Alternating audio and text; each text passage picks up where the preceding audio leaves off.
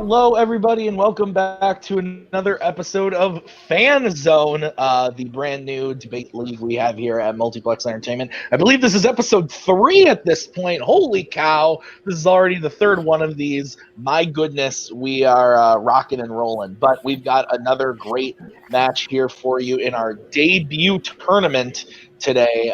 We have got Brian Michaels versus Jacob West. This is going to be an interesting one. I've never been on call with Jacob before. I don't know much about Jacob, but I do know a lot about Brian. I've been on call with Brian many times, hosted matches for Brian, but I've never seen him debate. So we'll see how this goes. Let's introduce the judges. Kaleb Boatman, hello, welcome. How are you? Are you excited?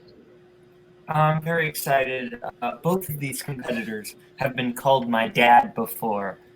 So hopefully they don't go mid-match and go to the store and never come back. Yeah, that would be a big old yikes from me, dog. Douglas Cassel, you are here once again. How are you? Are you excited for this match? I'm excited to see the Kaleb off. We're going to call it Highlander Part 1. There can only be one. I'm excited to see this match. It should be a lot of fun. I'm excited. I've seen Jacob debate before, but I've never seen Brian debate, so it'll be a lot of fun to see Brian's style. All right, well, let's get right into it and talk to our competitors. Let's first bring in Jacob. Jacob, hello, welcome to Fanzone. Obviously, we're in a debut tournament, so this is your debut. Are you excited about playing today? How are you feeling about going up against Brian Michaels? I am excited. And Kaleb, do not worry. I have watched Forrest Gump so many times that I do not need to go buy it. So I will not desert you like the other Boatman father did. All right. Wow. All right. Okay. So let's bring in Brian. Brian, how are you feeling today? Are you excited about this match? There's a lot of This is taking a much darker turn than I expected. Yeah, I'm not sure what's happening, but how are you feeling before the match? I'm feeling okay. You know, a little bit nervous. Debate's not usually my thing. I've only been involved in 2 debate matches ever, and that was often another league that I don't even know if it exists anymore. But I've always been a little intimidated by Nerdgasm because, you know, the depth of the questions in Fandom, which is not my strong suit. But so you're trying this Fanzone thing, I thought, you know what, let's give it another shot. Absolutely. All right. So with that, we will explain the rules. This is how it is going to work. There are going to be 4 prep questions that the competitors have drafted answers to. They are going to debate those questions. You will have a minute opening, 5-minute free form, and a minute closing. Each competitor getting that minute opening and closing. The first person to 3 wins the match. So if we do end up in a tie after the 4 prep round questions, we will go to a speed round question. And let's get into it right away with question number 1. And a reminder as well, I will come in when you have 10 seconds left and give you the 10-second signal. And then I will count you down at 5. During the free form, I will come in with a minute to let you know you guys have a minute left. Please try to keep a nice swing, 30 to 45 seconds to each person talking, then let your competitor talk. If you start to filibuster, I will come in and tell you to shush and let the next person go. Okay, so we will get started off right away with our first question, which is a Warzone question in the category of coming of age / teen. And the question is, what 80s coming of age character would you want as a roommate? Brian, you drafted this question, so you get to go first. You have 1 minute whenever you start talking.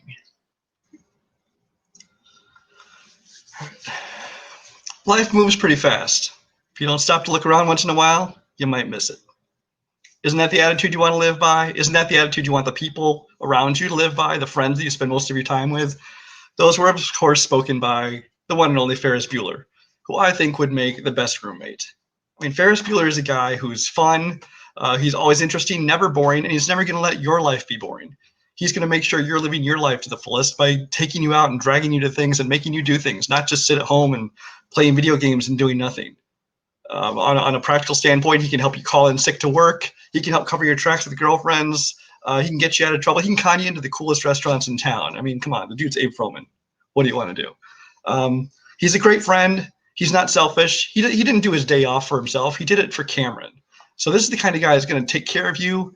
He's going to be a good friend to you. He's going to help you. But most of all, he's going to be fun to live with. And that's what you really want in a roommate. All right, time. Okay. So Ferris Bueller from Brian. Let's go over to Jacob. Jacob, you have 1 minute to open your argument when you start talking.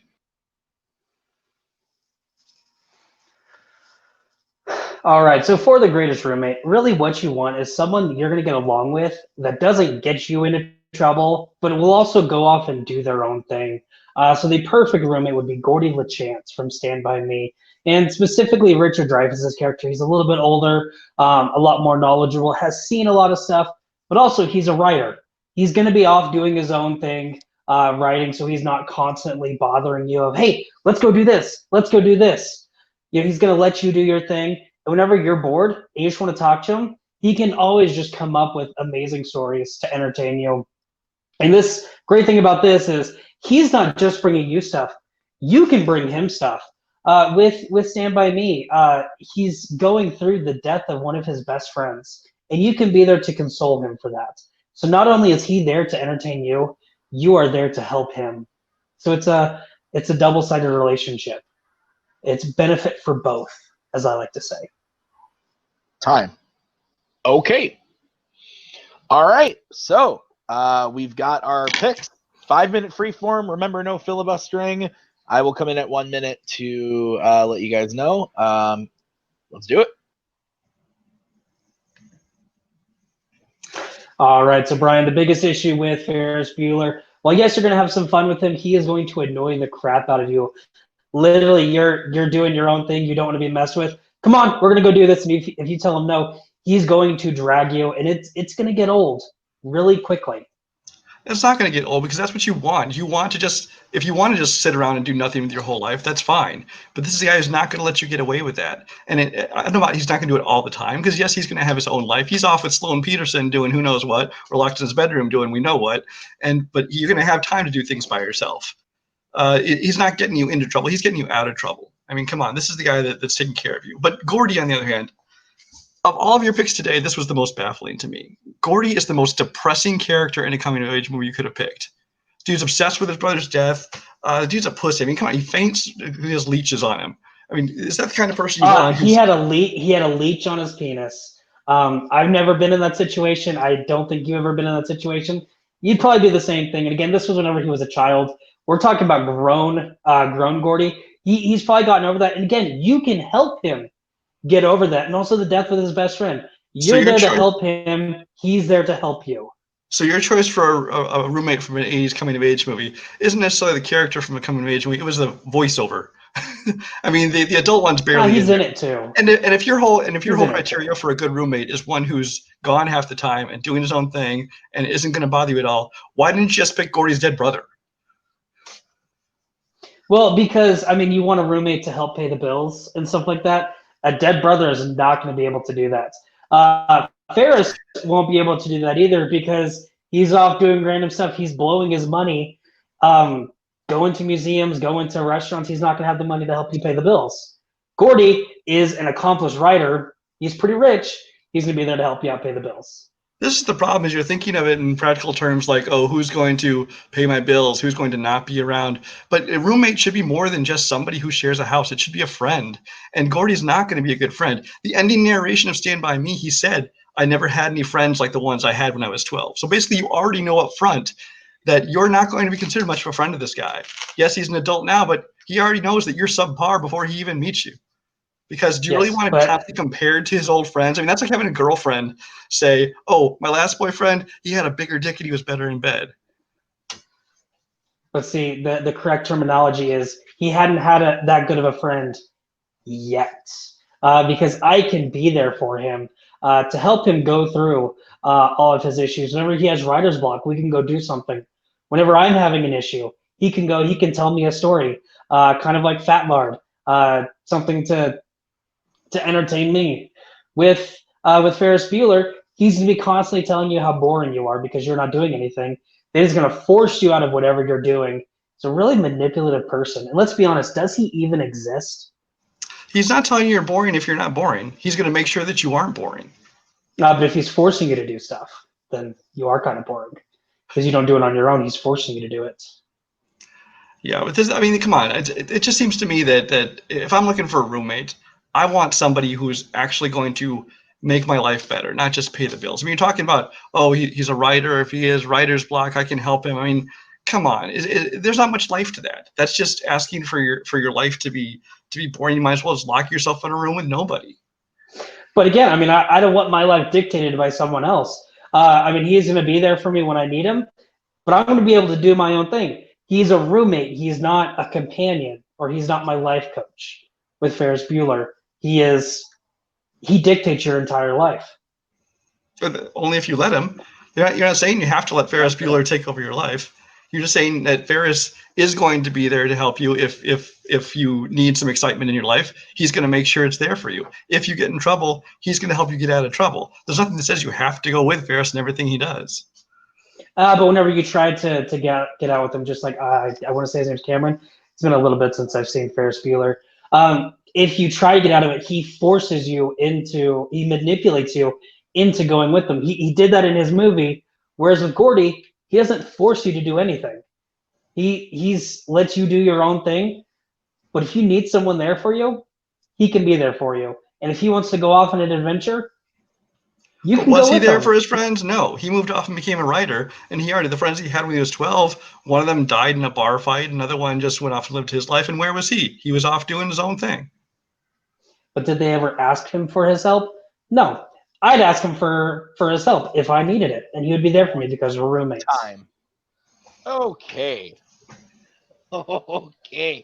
All right. We are going to, Jacob, you are going to do your minute closing. 1 minute when you start talking. All right. Again, the best pick for a roommate is going to be Gordy LeChamp. Gordy LeChance, I'm sorry. Just because, again, he's there to enhance your life, but he is not there to take over your life. There are times where I just want to sit down and play video games and just mind my own business. Gordy, he's gonna see me playing video games. Okay, I'm gonna go write. I'm gonna go think of another story. With Ferris, he's not gonna do that. He's gonna force me to get off of my couch. I didn't want to do that in the first place. He's gonna force you into doing stuff you don't want to do. He's gonna get you in trouble, not get you out of trouble. He's gonna get you in so much more trouble than you can get in. Really, he'd ruin your life. With Gordy, he's just there to enhance it. Okay. So sacrificing about 15 seconds there. Brian, you now have a minute to close your argument when you start talking. If you want to spend your life, you want to spend your time being depressed by some mopey kid, go for it. Or even if it's the adult version, still pining for, his childhood and thinking about the past, you can. I'm going to pass. To be honest with you, Gordy LeChance was my roommate. He might have another death on his conscience because I'm probably going to want to kill myself. But when selecting a roommate, you're looking for someone not only to live with, but hopefully also be a friend. And you're spending a lot of time with this person. Do you want to spend that time performing on a float in front of a cheering city, or do you want to spend it comforting a crying roommate, or maybe helping him with his writer's block? Would you rather go to a Cubs game or listen to him talk about and blather on about the Yankees cap that belonged to his dead brother? Do you want to hang out in a pool with bikini-wearing Mia Sarah, or pick leeches off your balls in a creek with Corey Feldman? Seems to me that's an easy choice.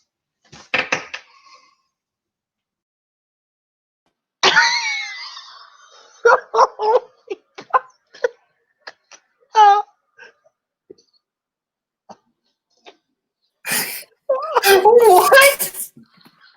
To both of you. I'm fucking What? dying. I'm fucking dying.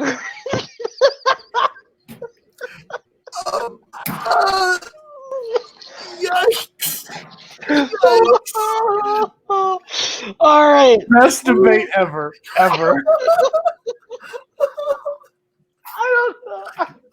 don't know.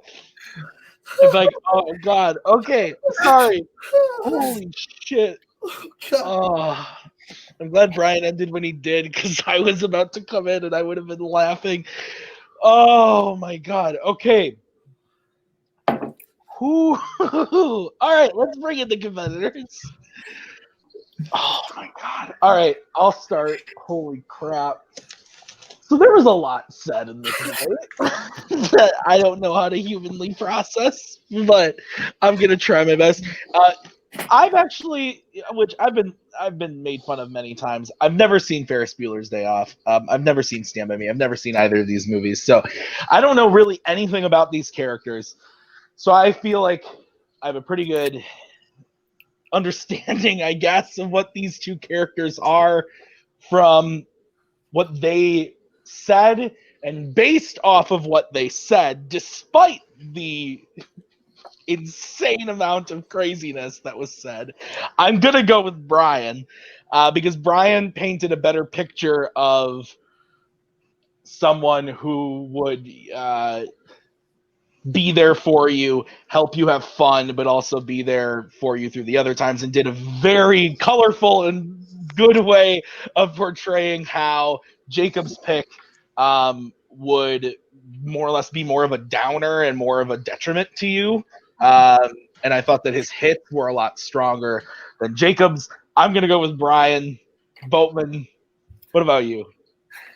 Well, I thought the weirdest thing said in this match would be, there was a leech on his penis, and then it just got weirder from there. So I also think I'm going to agree with you and give it to Brian. I think Brian had a really good argument for Ferris and the benefits of Ferris. I think his counter argument against Gordy was a little off, but I also think Jacob really didn't build up Gordy enough, so I think I am going to give it to Brian. All right, Doug. Brian does get the point, but where would you have voted? I would also went with Brian. I think his attacks and kind of bolstering of Ferris was done a little bit better than Jacob's was. We'll leave the colorfulness aside. It was a colorful argument. Yep, that's all I'm going to say.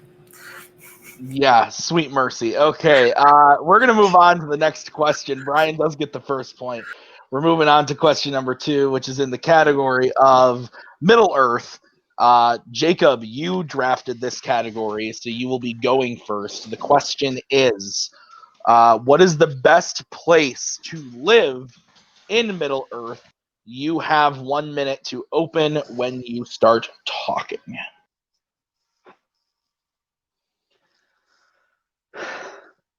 So when you think of Middle-earth, you think of peace and tranquility. You think of beautiful scenery.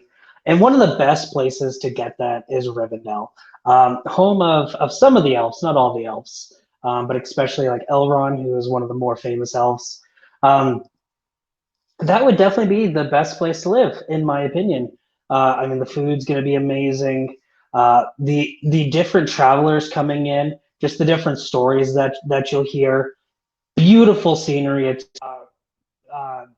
right by the Misty Mountains. So you're going to get that great view on one side, and then you have the plains on the other. Just a great view. And in the off chance that the orcs do come and take over, you're going to have defense. The elves, great warriors, they're going to help defend you. Misty Mountains again on one side, you're not going to have to worry about an attack on the other, so they're only coming at one angle, and they're going to be able to defend it. Okay. Brian, you have 1 minute. Best place to live in Middle-earth. So in Middle-earth, it seems to me there's only one place that could be seen as the best to live, and that is obviously the Shire. The Shire is a place it's peaceful, it's beautiful, it's got lush green life to it, it's wide open spaces, but it's also full of people. It's full of a tight-knit community of very, very jovial people for the most part. They have parties, there's fireworks, there's drinking, there's fun. There's everything you want there. There's food. There's 7 meals in the Shire. You got breakfast, second breakfast, 11sies, luncheon, afternoon tea, dinner, and supper. I mean, come on, you can have plenty of food. There's kids around. There's life in the Shire. and you never have to deal with the dangers that have plagued the rest of Middle Earth. You're kind of secluded from that, and you don't have to worry about everything else that the rest of Middle Earth is dealing with. The biggest conflict in the Shire is, hey, those are my spoons, or stop eating vegetables that you took from my farm. The point being, the Shire is a utopia. It's a paradise of nature, a place with great people, and a place you can live a long, happy life. All right. Time? All right. All right. It is Rivendell versus the Shire. 5 minutes when one of you starts talking. So, Brian, you talk about this close community. Everyone loves everyone. No, secretly, everybody hates everybody. I mean, for Bilbo's 111th birthday, literally for his speech, he starts making fun of everybody. That's not a tight-knit community. That's, I can stand you barely, but I secretly hate you. Well, there were people there that didn't like each other for sure, and yes, in that scene in particular, he made a point of that. But I mean, Bilbo had his friends. Merry and Pip weren't tight knit. There are plenty of people, and yes, in any community, you're going to find people you get along with and people you don't. But at least there's people to interact with. When you're in Rivendell is a beautiful place. I'm not going to debate that, say it's not. It's pretty. It's boring as hell. I mean, you're living amongst the elves. The biggest problem is your neighbors. These are people who are stuffy. They're condescending. Every look at you is disapproving. They don't want you to do anything. There's no life in Rivendell. But I mean, if you live with them, they're going to accept you, and they're not going to be all snooty. The only time they're snooty are with outsiders. If you're living there, you are not an outsider. But even when they're not snooty, they have a way of themselves. It's very very plain, very calm, very boring. There's no fun. There's no life in the place. I mean, you know what there isn't in Rivendell? You know what you don't see? Kids. There's no life in Rivendell. You know why you don't see kids? There's no railings in Rivendell. You know how many bridges and stairs there are? It's just a death trap. Come on, do you want to fall off to your death down these deep chasms? See, fun fact, I am not a child. And while, yes, I love my children, they can get very annoying really quickly. So you're saying that there's no kids. That's not necessarily a downfall. I don't want to push them off the edge. You say it's a good place to get rid of them. It might be. But and here's, okay. So, yes. I mean, we already talked about leeches on balls, so why not talk about death? Here's the thing with the Shire. You talk about its peace and tranquil. We haven't seen it yet where it's gotten attacked, but there have always been those scares. Whenever the ring race came in, the Shire has no defense. Frodo had to destroy the ring because he knew if he didn't, the orcs were going to take over the Shire. If any bad thing comes, which guess what? There's nothing stopping them from coming. There are no walls. There are no big rivers, no mountain ranges. It's just sitting wide open. And if someone comes, you're going to watch them come, and you're going to watch them attack you. Well, it's a lot of what if, but the problem is it's never happened in the history of there. I mean, there's nothing going on. You don't need protection if you're never under attack. You have nothing they want. You're just this peaceful community out here who's living your own life. You don't need an army to protect you because in the whole time, nothing has attacked you. You could say, what if a meteorite hit Rivendell? Doesn't mean it's going to happen. You don't have defenses for it, but you can't predict that. And you can't bring in the fact about one of the extended editions because that basically a DVD extra. It is not in the official film. That's not an extended edition. Whenever they are in Lothlorien, in the theatrical release, Frodo is looking at the mirror, and it shows him orcs taking down the Shire. That's not extended. That was theatrical. But did that actually happen in the Shire? No, because he got to throw out the ring. If it were to happen, and again, when the ring race came in, again, that was theatrical. Literally, one road down the street, a hobbit pulls up his lantern. Who goes there? Were his only words, and he died. So the fact that we've never seen an attack happen, that's true. We've never seen it, but we've seen the potential for it. And that's one of those, you always have to be ready for it to happen because it could always happen. But if you're living your life in fear, you're never going to live your life. And that's the problem. In the Shire, people are living their lives. In Rivendell, they're preparing for war, and they're just kind of being there. Rivendell is like a painting. It's beautiful. 1 minute. No life to it. And it seems to me, I mean, if you're lucky on a given day, on a really exciting day, maybe you get to attend a council meeting. Ooh, I mean, yes, you'll be alive there, but you're not living. I mean, your definition of living and my definition of living are two very different things. I mean, yeah, if I wanted to go party, drink every night, that's the way I live. I just choose not to do that because come the next morning you feel like crap.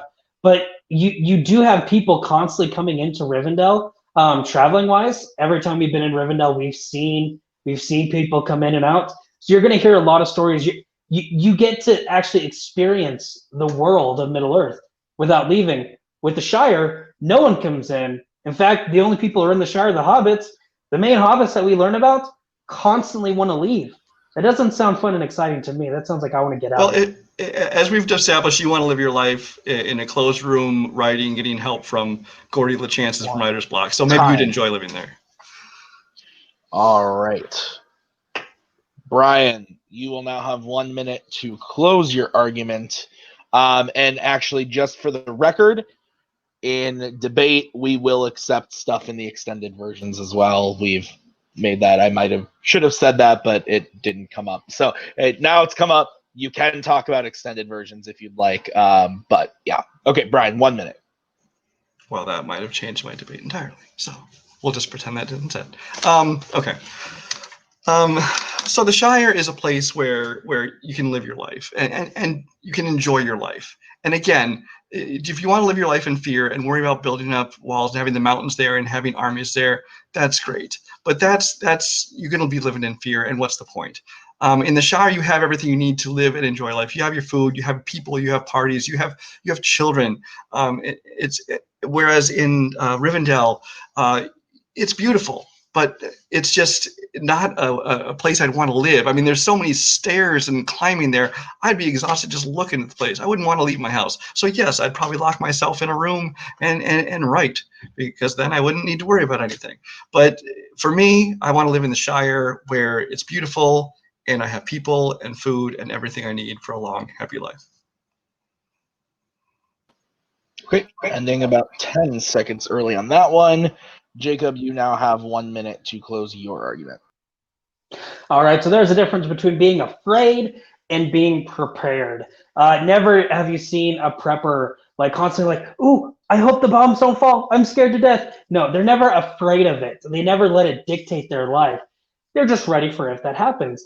Exactly the case with what we're talking about. They're not afraid for the orcs to come. They're just ready for when it happens. With the Shire, they're not. They're going to be easy picking. And the fact that they don't have kids in Rivendell, you don't have to mess with those annoying hooligans who try to get into things. Like Merry and Pippin constantly stealing crops from that farmer. You have to deal with in the Shire. You have to deal with kids yelling, making messes of everything. Everything you have to deal with in the Shire. With Rivendell, you don't have to mess with that. It's nice, tranquil.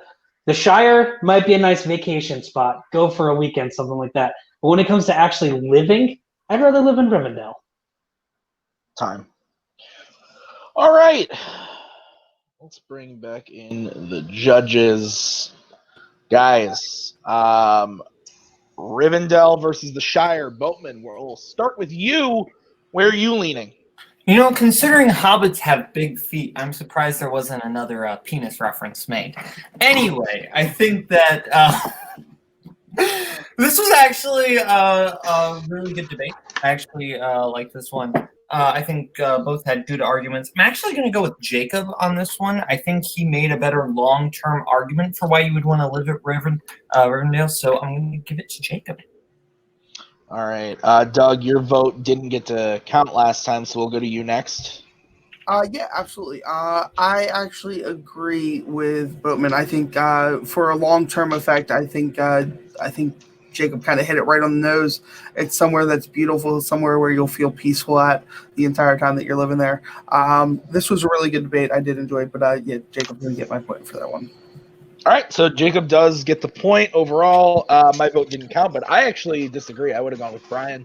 I liked the picture that he painted of just happiness, community, life at the Shire.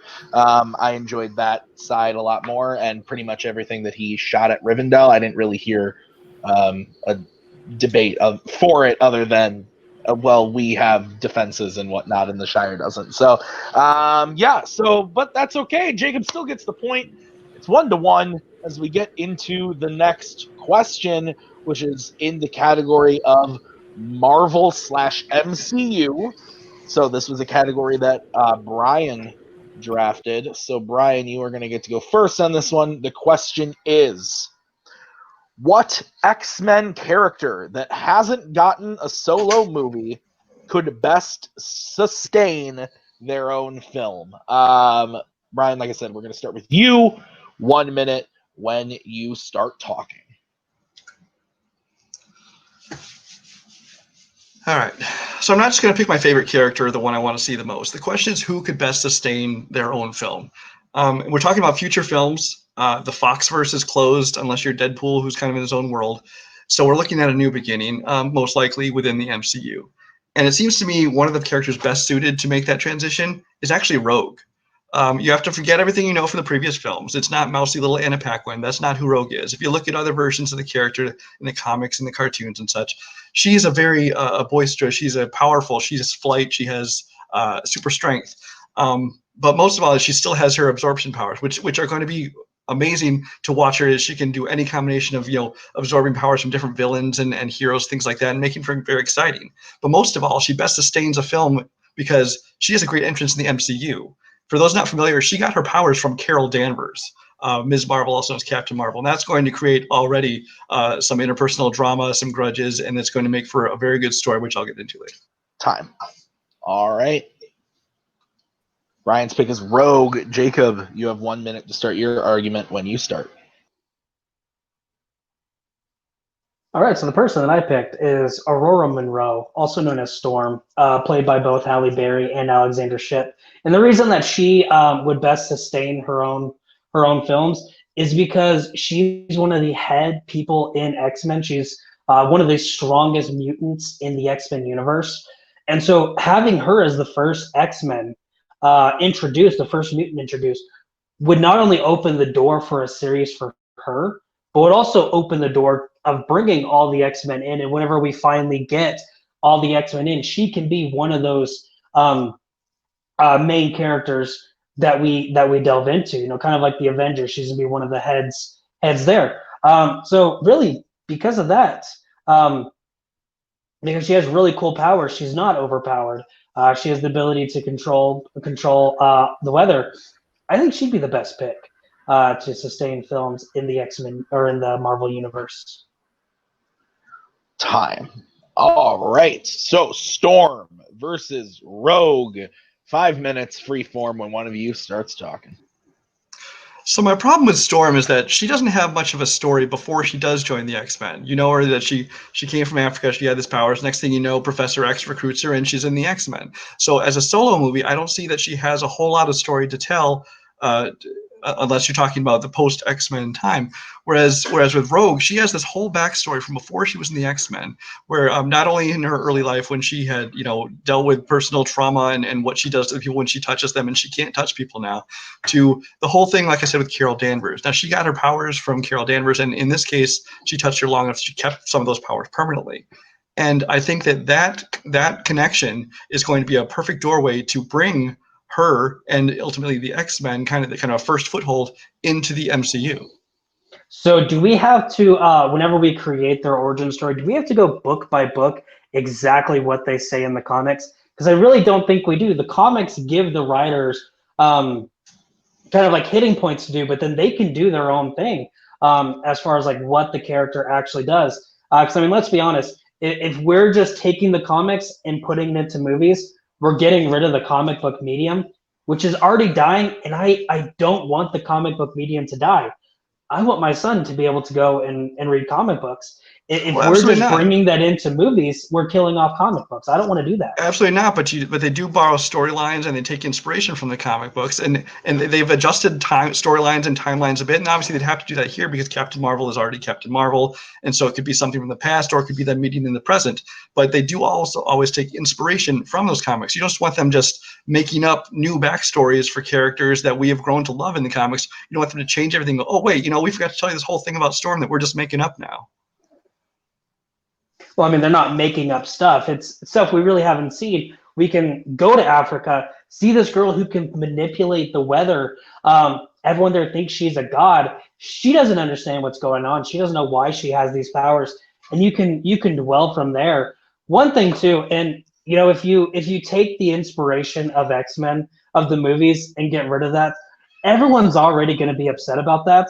And what we see from Rogue in the movies is all about she hates her life. She wants to get rid of her power. She's not accepting of it. And really, don't we want to teach everyone acceptance with everything going on?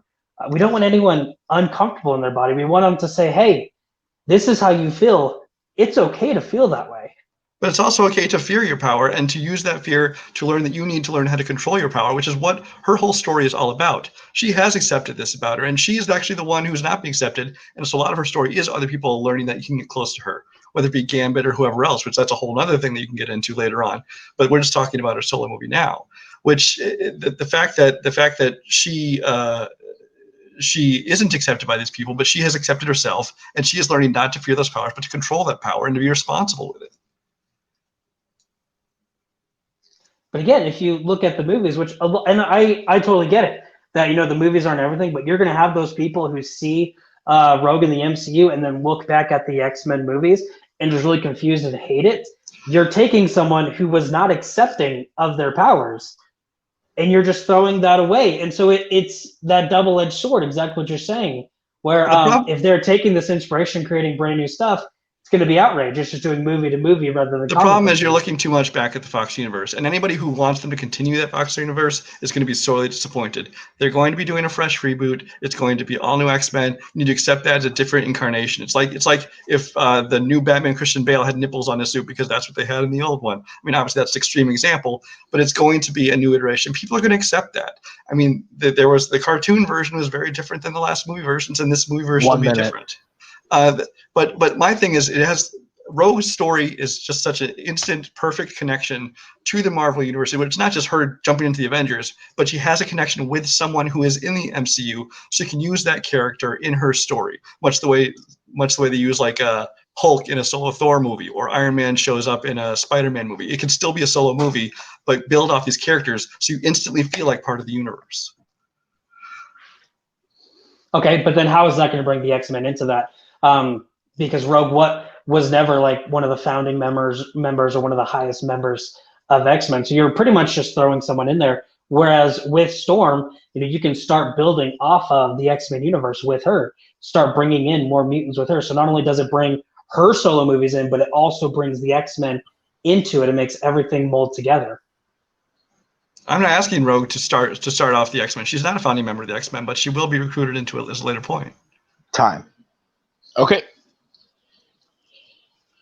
All right. So, Jacob, you will be starting with your minute closing. 1 minute when you start talking.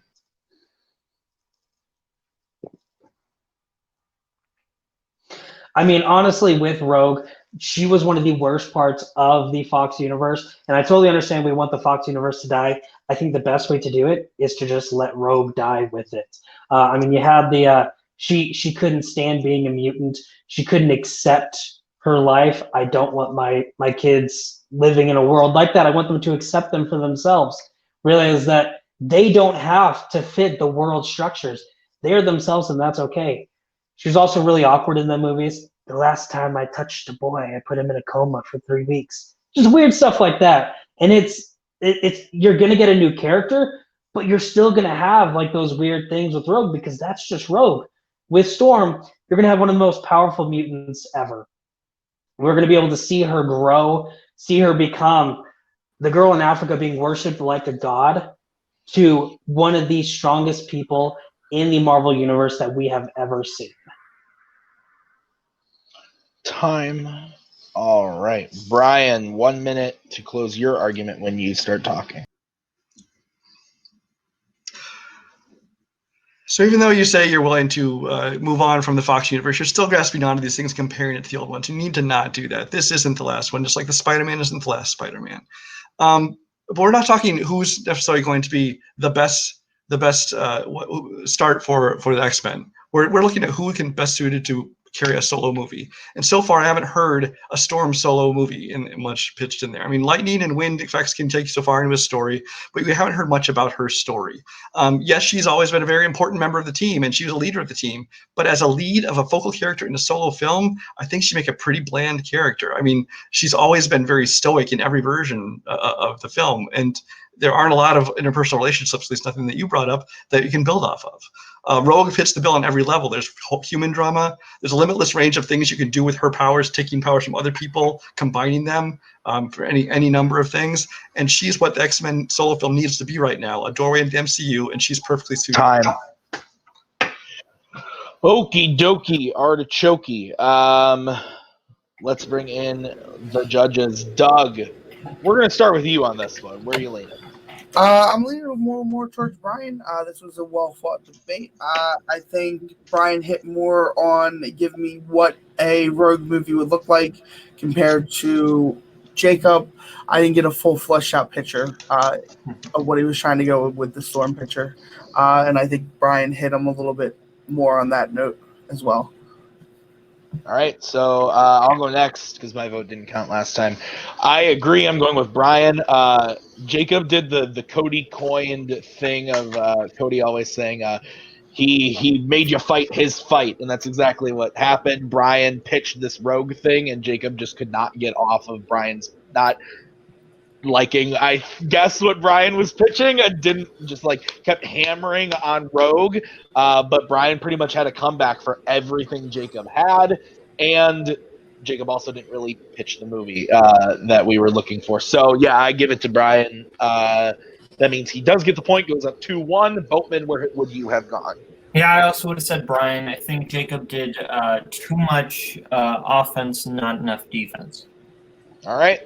So we are moving on to the fourth question. This is a must hit for Jacob. The question is in the category of comedy, and the question is, who is the best side character in an Adam Sandler comedy? Jacob, you drafted this category, so you are going to go first. 1 minute to open your argument.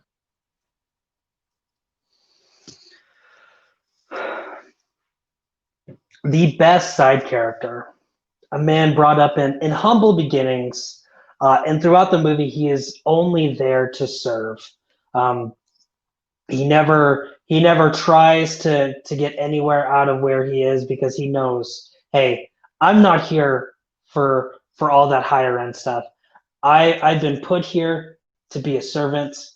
I love it. He's accepting of what he does. And he's just an all-around nice guy.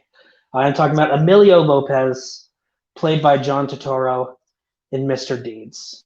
He is the butler to Longfellow Deeds. He is the butler to, I just blanked on the guy's name, but Mr. Deeds' uncle, who passed away earlier. A humble guy.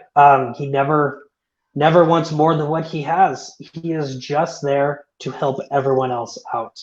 He is the best character. Time. Okay. Move over to Brian. Brian, you have 1 minute to open. All right. So as I watched some Sandler movies and thought about my picks for this, I discovered there aren't a lot of good side characters in Adam Sandler films at all. Many are just punchlines. A lot of them are completely forgettable. But I managed to find one who's not only funny and interesting, but he actually has some depth and reason for being in the film. That is the fire blaster himself, Eddie Plant, played by Peter Dinklage in Pixels. This is a character who actually has a character arc. Things few characters in Sandler movies have, except for sometimes Adam Sandler's character, but definitely not side characters. He starts as an antagonist. He ends as an ally. He's humbled and has a change of heart. He wants to prove he can win without cheating. He apologizes and declares Sandler the real champion.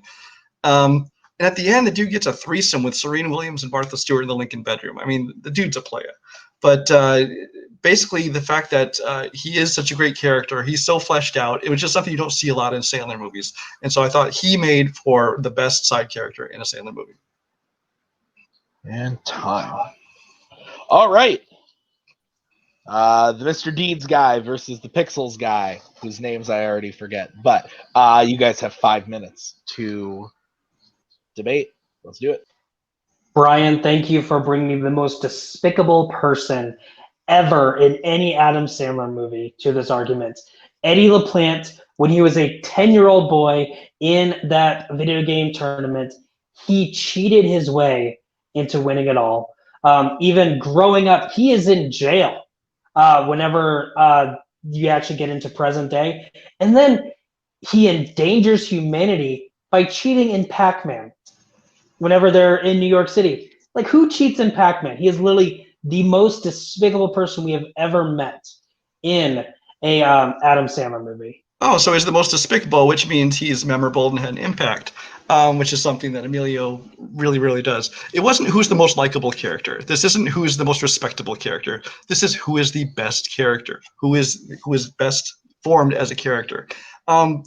Emilio, he's forgettable. I mean, if you look up Wikipedia and IMDb plot synopsis, like I did before I rewatched the movie, just to remember who he was, he's mentioned like at the beginning, like, oh, he's the butler, and then at the end, it's like, oh, here he pops up at the very end for this plot twist. There's nothing to this character. Eddie Plant, yes, he is a despicable character in the beginning, but that's the whole point. Is he has a character arc that Emilio doesn't. Emilio just shows up at the beginning doing his funny accent, saying sneaky, sneaky, like 5 times in 10 seconds, and then basically he doesn't do much of anything else until the end. He is constantly there helping out Adam Sandler, making Adam Sandler feel better as a person, because that's exactly what he's there for. He's like the perfect wingman, whereas Eddie Plant, literally the entire time, just vulgar, constantly saying, I want to have a 3-way with Serena Williams and Martha Stewart. He's the most unlikable guy. He goes from being hated to, yeah, I still hate him. He doesn't really have that character arc, whereas Emilio Lopez literally goes from having nothing to being the sole owner of the fortune that Longfellow gave up because he wasn't. Yes, there's a beginning point and there's an ending point, and there's like no arc in between there. It's just suddenly like, oh, okay, now he has money. He's practically non-existent for most of the movie, and he's definitely inconsequential. Except, yes, he serves Adam Sandler. Like, oh, great, he's there to listen to him. That doesn't make for a great character. He doesn't do anything until the end of the movie when it's like, it's my money. Okay, I guess I'm rich now. He is always there when Adam Sandler feels bad about what all's going on. He's there to comfort Adam Sandler. He's there to tell him that he is still the guy. He's a really good friend, even though he is a butler. You say he's not that memorable. So he's there. He listens. That doesn't seem to me to make a good character. I mean, if you want if this is who is the nicest guy, who's the most supportive character, sure, go for it. But this is not that. This is who is the best character, and there's no arc to that guy. So with Eddie Plant, he starts out as despicable, but by the end, he is one of the good guys. I mean, even later on when you find out he cheats, he has his own change of heart. He's still despicable. That's your opinion, but again, you said he's the most despicable, which means he's memorable, which means they formed a good character. Is Hannibal Lecter a good character? Is he despicable? He is a great character. He's despicable. But that's how it works out, because they made him memorable. They gave layers to him, and he has more than just being there listening to someone. Okay. Just because you are the most well-known part of a movie, or well-known, doesn't always make you good. Because I always remember the feeling of stepping on a sticker or a grasper, whatever you want to call. And I'll tell you right now, that feeling is not good. That feeling is annoying. It's a prick in my foot. And that's exactly what you get with Peter Dinklage in Pixels. It's one of the worst. It's one of the worst movies ever. There's nothing redeeming about it. And Eddie Plant is a horrible character in this movie. When I think of the best, who do I want to be around? And that's why I want to be around Emilio Lopez, because he'll always be there. 1 minute. Like, I had a rough day. He'll be there to massage my feet. Oh, don't worry. You're great. You're the best. No one can be better than you. He is there to build you up. Again, best character doesn't mean the most likable. It doesn't necessarily mean the person you want to be around the most. It's who makes for the best character, the most interesting to watch in a movie. I mean, Dinklage, first of all, he's got good taste. The dude wants an island named Edwahi. He never wants to pay taxes. I mean, this is the dude who walked up to the creator of Pac-Man and told him to his face, I made your game my bitch. I mean, come on. This is okay. Not only is he fun, he's funny, he's interesting. There's more to him than just being there listening. And no, he's not a nice guy. He's not supposed to be a nice guy. But what he is he has a great character. He's an annoying, self-centered punk. That's exactly what he is. Not the best character, the worst character. Time. All right, Brian, we will start with you. 1 minute to close your argument when you start talking.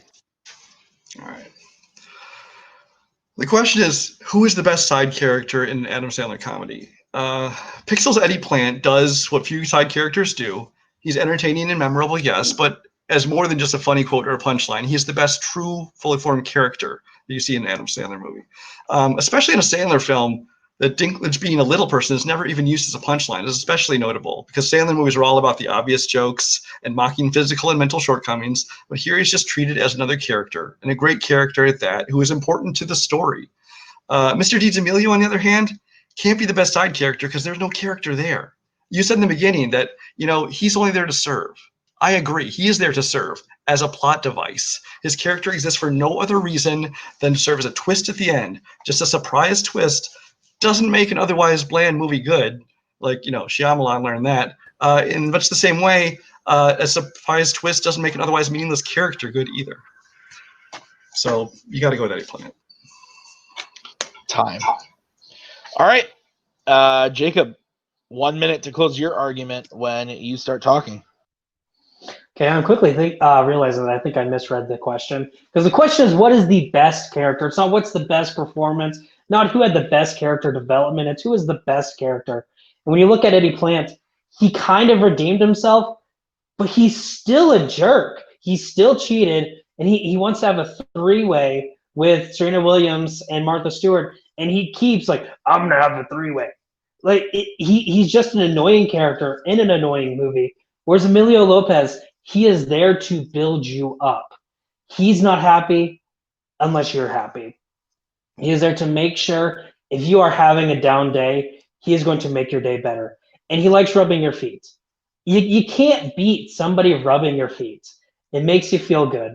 It relaxes you. And most people don't do it because most people don't like feet. He is there to make you feel better. Eddie Plant is the leech on your balls. Jesus. All right, time. Oh, man. Okay. So much feet and ball talk. I don't. Some will call that a bookend. Yeah, I'm an adult. Okay. I gotta respect him for bringing that full circle. I did like that. Yeah. Thank you. I don't. All right, I'll start this one. Find a happy place, Caleb. We're not here to please you, Caleb. I'll start. Unless you're getting a this full one. rub, apparently. I'm gonna go with Brian. Pixels is an abomination on the planet Earth. But that being said, based on what the question was, Brian made really strong points about just because the character is unlikable doesn't make them a bad character. And he painted a very full picture of what this character is from beginning to middle to end, and how they impact the story and how they impact the jokes in the movie and everything. So I got to go with Brian. Boatman, we'll go to you next. Tim, okay. So I think I'm also going to give it to Brian because I think it's clear Jacob was kind of arguing the roommate question again. I don't think he was really arguing best character. He was arguing character you'd most want to be around. I think Brian actually gave a really good argument about Peter Dinklage's character in Pixels, which means he put way too much thought into the movie Pixels, so he should be ashamed of himself, but he gets the point. All right, well, that means your winner by way of knockout, Brian Michaels. Doug, you didn't get to vote on that last question. How would you have gone? All I want to know is, Brian, was Pixels worth watching again? Because I pity that. No, Brian would have got my point. I think he fought better to the question and I think he stayed better attacking what Jacob brought to the table. All right, so with that, like I said, Brian is the winner today by way of knockout.